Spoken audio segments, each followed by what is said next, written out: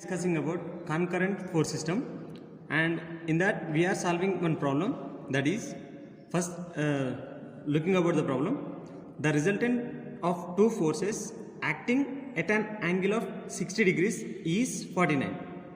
If they act right angle to their resultant would be root 34.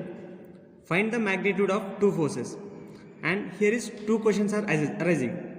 One is, when the two forces are at an 60 degrees inclination, and another one is two forces are at 90 degrees to each other.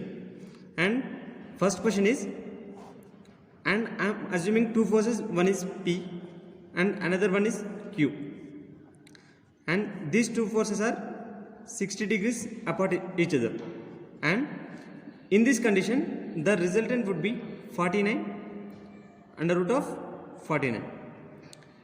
And the second question is, the force P and Q both are at 90 degrees each other. In this condition, the resultant would be under root 34. And we need to know what is the magnitude of P and Q. This will be the problem. And we already know this would be applicable for parallelogram formula. So on that parallelogram basis, okay, now parallelogram resultant is r square equal to p square plus q square plus 2pq cos theta. 2pq cos theta. In this case, the resultant would be root 49. For r square, it is 49. And we don't know what is the p and what is the q. And we know what is the angle. Theta is 60 degrees. For this cos 60 degrees, the value is 1 by 2. So 49 p square plus q square plus 2pq and 1 by 2. Then here we will cancel 2. Then 49 equal to p square plus q square plus pq. Here it is the equation 1. And second one is, when they are right angle to each other. Here same we can apply parallelogram law also. So with this case, r square equal to p square plus q square plus 2pq cos theta. Where theta is 90 degrees, then it will be going to 0. Then r square equal to p square plus q square. In this case, the resultant would be root 34. Then r square equal to 34. Then p square plus q square, and I am making this as equation 2. From equation 1 and 2, so I am from equation 1 and 2, I am submitting equation 2 in 1. Equation 2 in 1.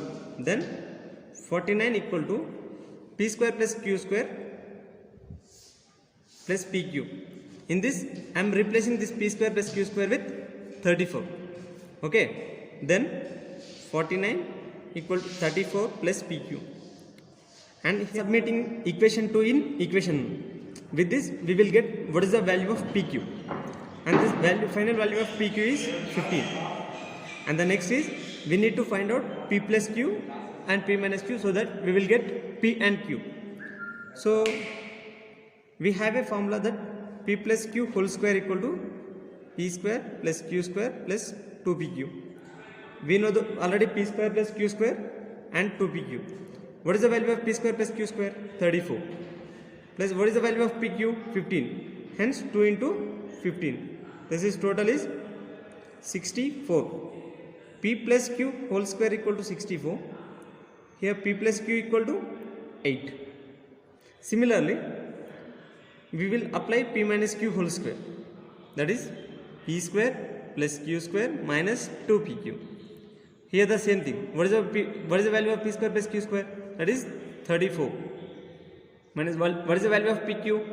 15. And the final value is 34 minus 30. This is 4. That is p minus q whole square equal to 4. What is the value of p minus q? This 2. So I am taking this equation as 5 and this equation as 6. from equation 5 and 6. From equation 5 and 6, by solving, we will get p plus q equal to 8, p minus q equal to 2. So with this we will get 2p is equal to 10, whereas p equal to 5. So similarly, if we submit this p value in equation 5 or 6, we will get q equal to 3. That's it. So this is final, friends. If you like and